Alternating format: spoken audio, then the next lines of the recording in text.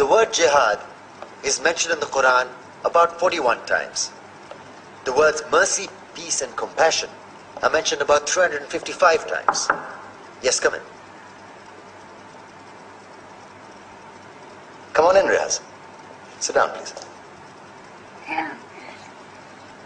Contrary to popular belief in most Western cultures, Islam is a religion that preaches peace and tolerance.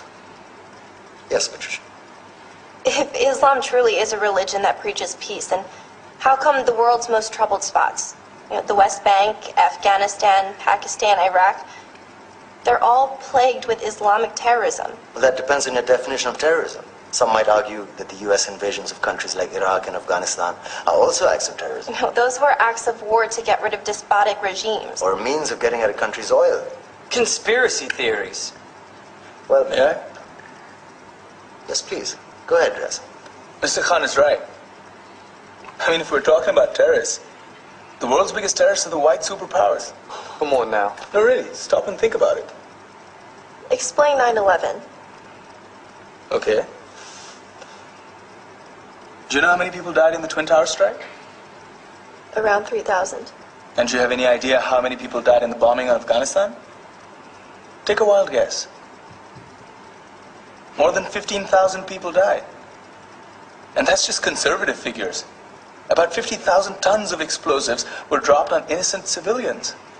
Men, women, children. Yeah, but that was because of the Taliban. Now that you brought it up, did you know that the Taliban was a creation of the CIA to fight the Russians? Whatever. They were still harboring terrorists. Yeah, right. Terrorists that were never found. Just like the weapons of mass destruction that were never found in Iraq. Do you want to get into the death toll in Iraq?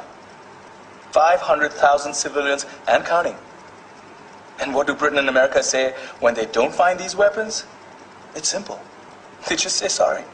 And still refuse to relinquish control of these countries. What are you trying to say? What I'm trying to say is that just because you're American, wear a fancy suit, and call yourself the president, doesn't make you any less of a terrorist.